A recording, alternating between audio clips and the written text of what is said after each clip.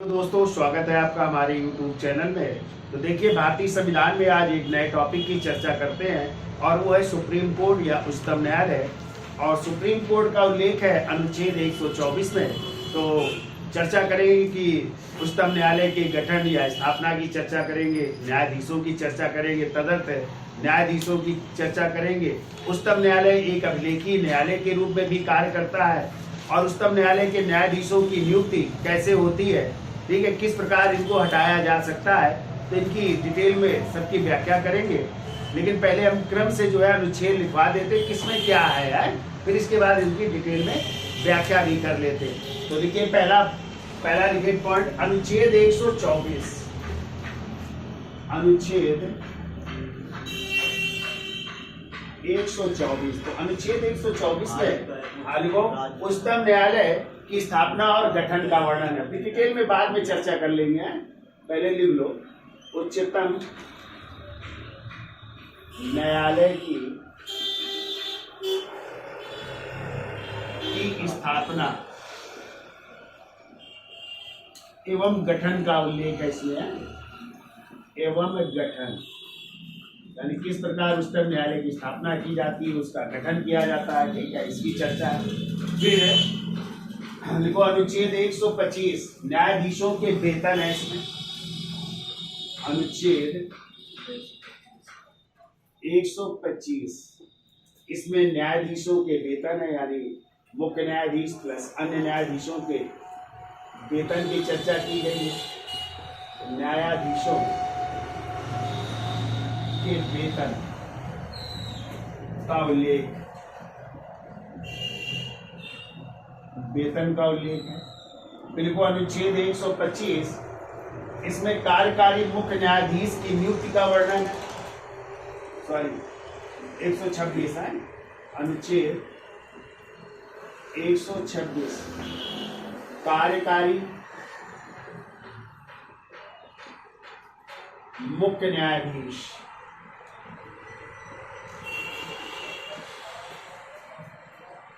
कार्यकारी मुख्य न्यायाधीश की नियुक्ति है, की नियुक्ति का वर्णन है। नियुक्ति का वर्णन, यदि मुख्य न्यायाधीश नहीं है तो फिर कार्यकारी मुख्य न्यायाधीश की नियुक्ति की जाएगी, कैसे की जाएगी उसकी भी चर्चा करेंगे। फिर आइए 127 अनुच्छेद 127 और अनुच्छेद 127 में तदर्थ न्यायाधीशों की नियुक्ति का उल्लेख है। तदर्थ का मतलब होता है इधार में या संविदा में, ठीक है। हाँ, तदर्थ न्यायाधीशों की नियुक्ति, तदर्थ न्यायाधीशों की नियुक्ति का उल्लेख है। नियुक्ति का उल्लेख है। फिर आइए अनुच्छेद 128 उच्चतम न्यायालय की बैठकों में सेवानिवृत्त न्यायाधीशों की उपस्थिति। अनुच्छेद 128 देखिए, उच्चतम न्यायालय की बैठकों में, उच्चतम न्यायालय की बैठकों में,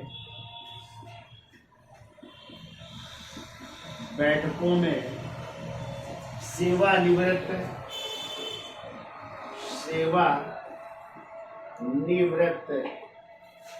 न्यायाधीशों की उपस्थिति, न्यायाधीशों की उपस्थिति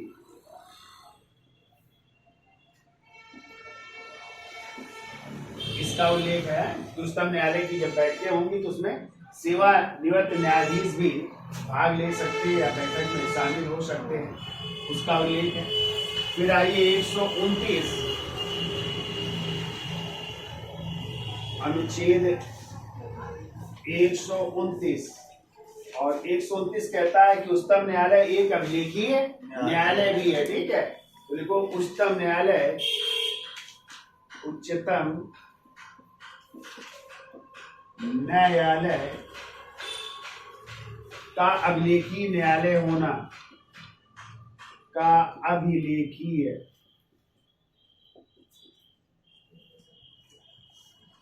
न्यायालय होना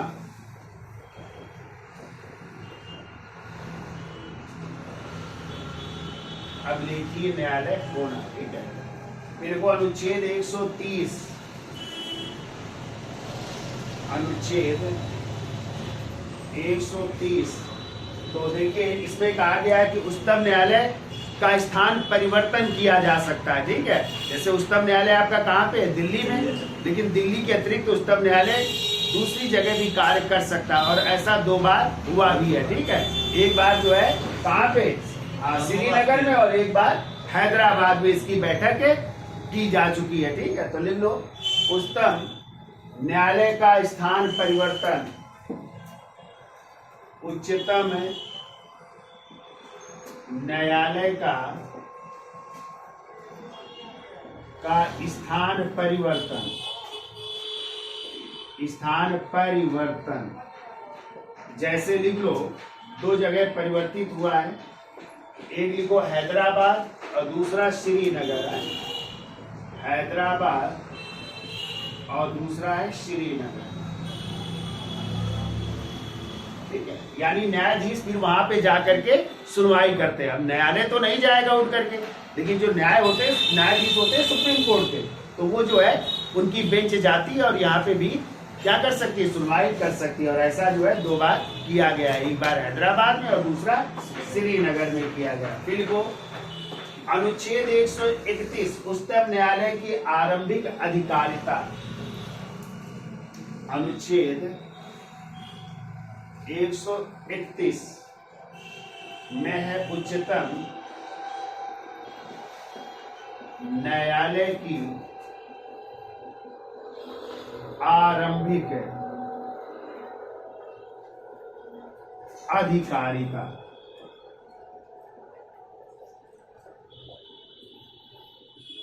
इसका उल्लेख है। फिर आइए 132 संवैधानिक मामले, इसमें संवैधानिक मामले हैं, अनुच्छेद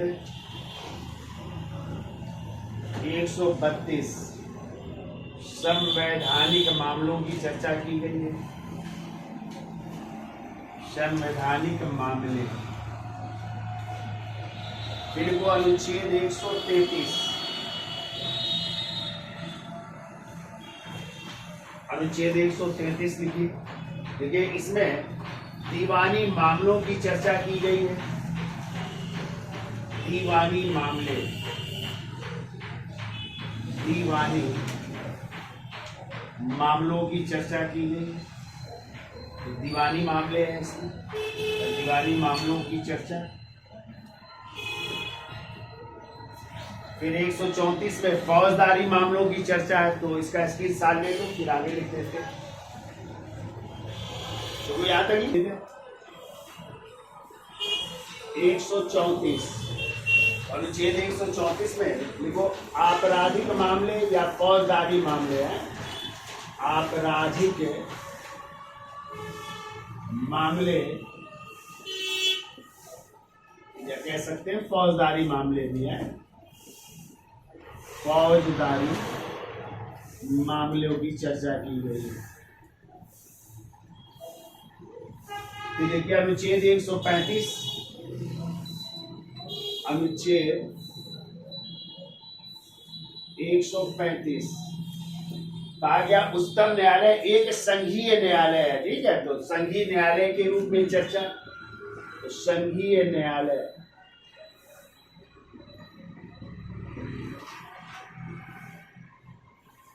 का वर्णन है संघीय न्यायालय के रूप में चर्चा। ठीक है, फिर को अनुच्छेद 136, अनुच्छेद 136 देखिए इसमें अपीलीय या अपील के लिए उच्चतम न्यायालय की विशेष इजाजत, अपील के लिए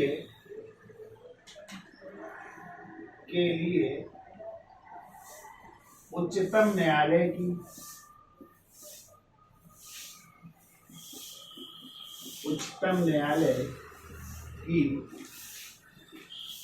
विशेष इजाजत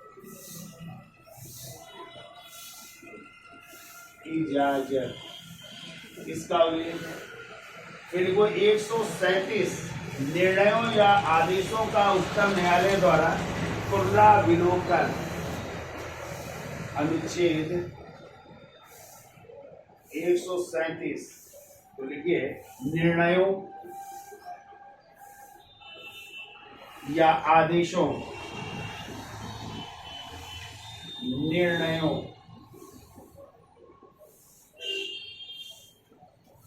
या आदेशों का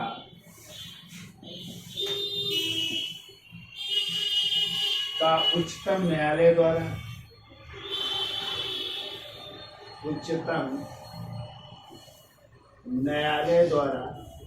पुनराविलोकन है।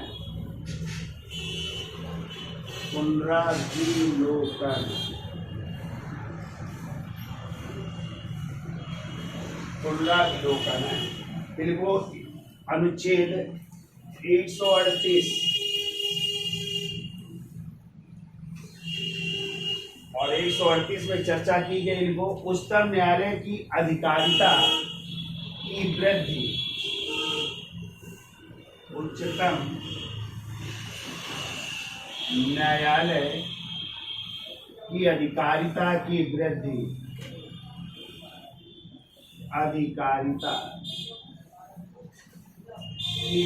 की चर्चा की गई।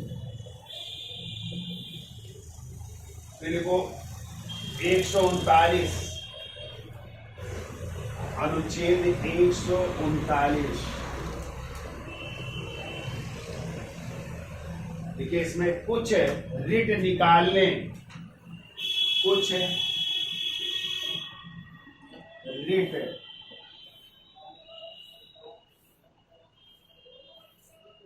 रिट निकालने की शक्तियों का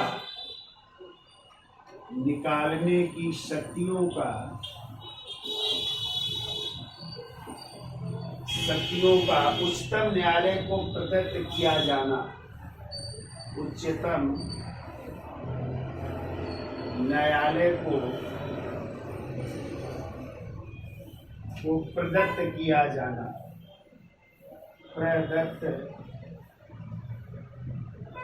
जाना।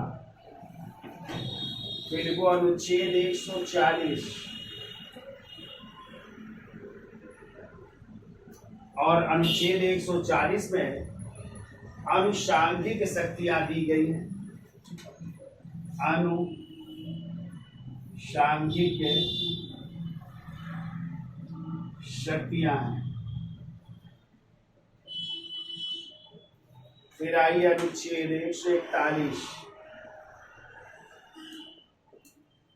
और अनुच्छेद 141 में उच्चतम न्यायालय द्वारा घोषित विधि का। उच्चतम न्यायालय द्वारा घोषित विधि का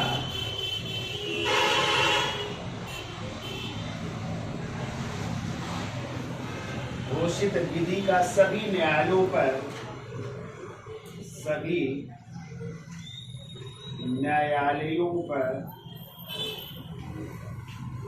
आबद्ध कर होना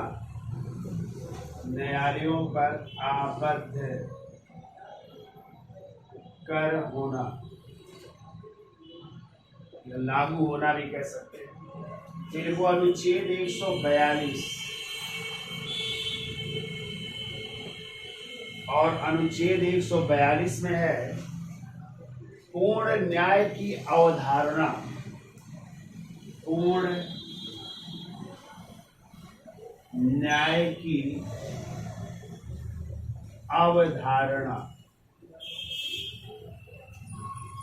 इतना लिखिए, इसका स्क्रीनशॉट ले लो, फिर आगे चलते हैं।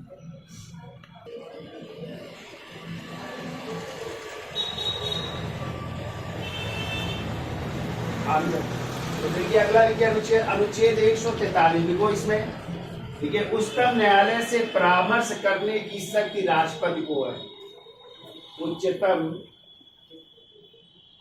न्यायालय से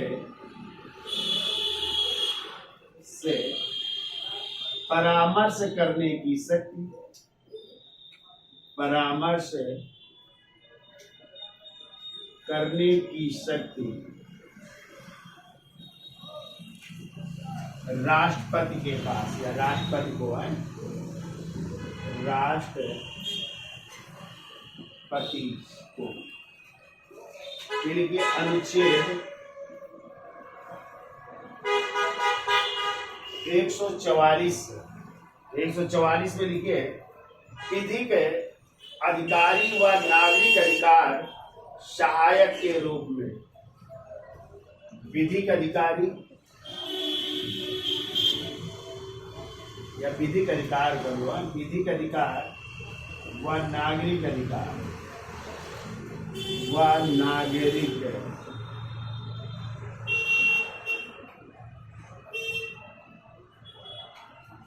विधिक अधिकार व नागरिक अधिकार सहायक के रूप में,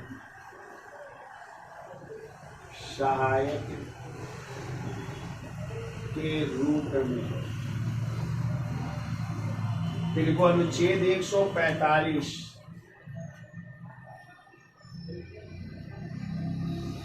इसमें न्यायालय के नियम हैं, न्यायालय के नियम। फिर आइए अनुच्छेद 146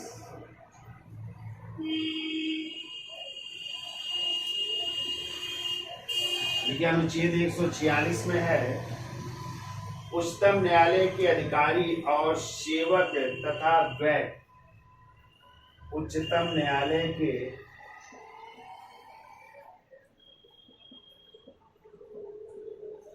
अधिकारी, उच्चतम न्यायालय के अधिकारी और सेवक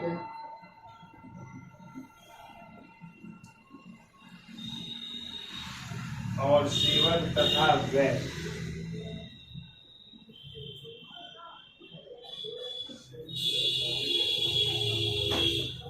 और अंतिम लिखिए अनुच्छेद 147 और इसमें निर्वचन है,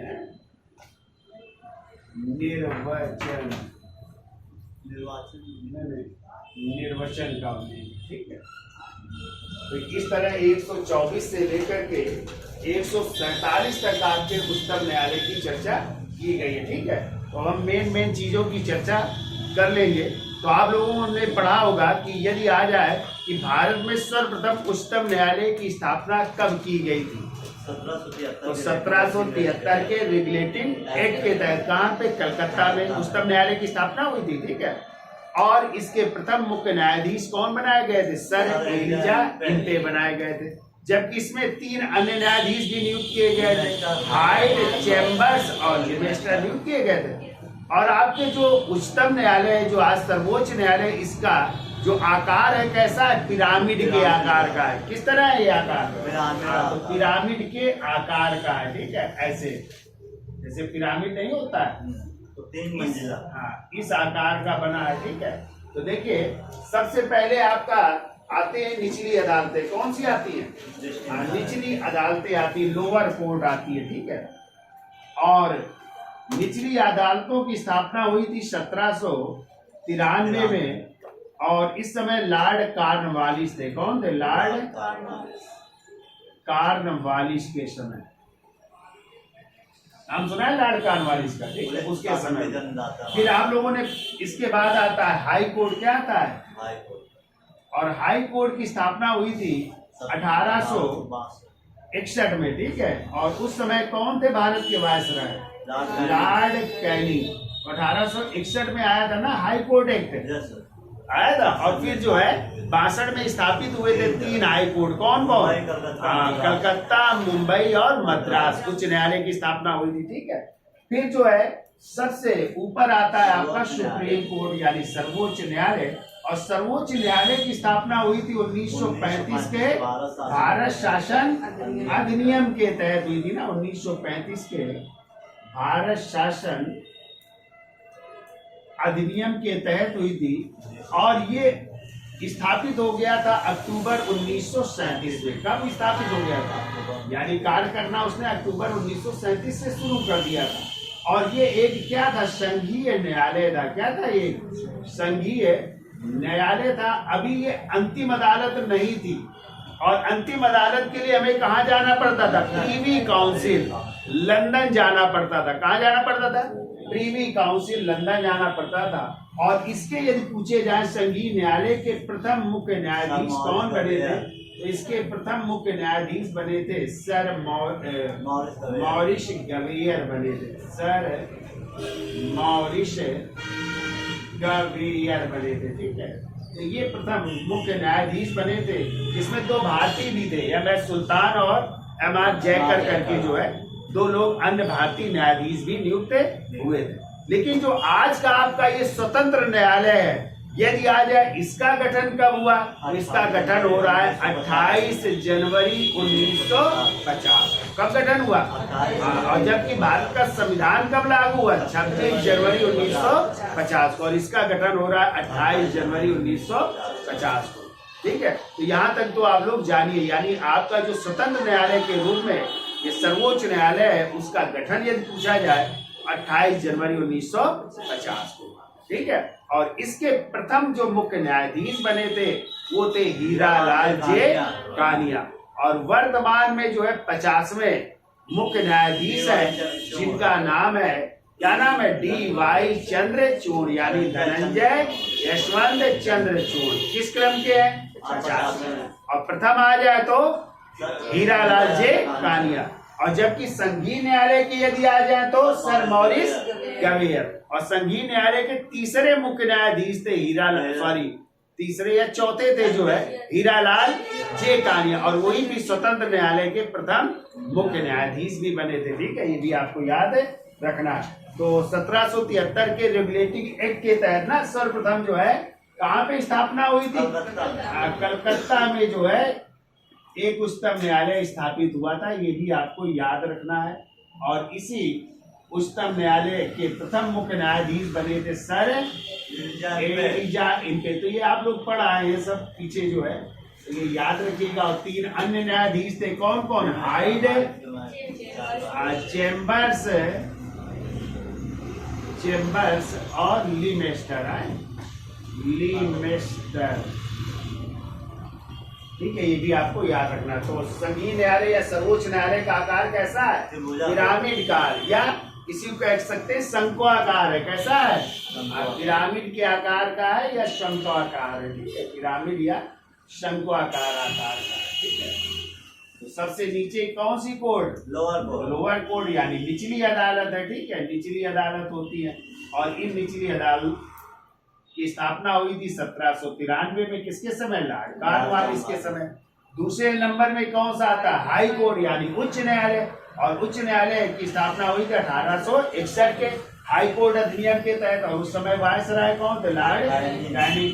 और फिर सबसे ऊपर है आपका सुप्रीम कोर्ट, यानी उच्चतम न्यायालय, जिसकी स्थापना हुई थी 1935 के भारत शासन अधिनियम के तहत। और इसने कार्य करना शुरू किया था अक्टूबर 1937 से। ठीक है, और इसके प्रथम मुख्य न्यायाधीश थे सर मॉरिस गवेयर। और जब आ जाए स्वतंत्र न्यायालय भारत का, कब बना? तो वो बना जो है 28 जनवरी 1950, स्वतंत्र रूप से कार्य कर रहा है। ठीक है, तो यहाँ तक समझ गए? तो इतना लिख लो, फिर आगे चर्चा करते हैं। तो आज के लिए इतना रखते हैं। वीडियो अच्छा लगा हो तो लाइक, शेयर, सब्सक्राइब करिए। धन्यवाद।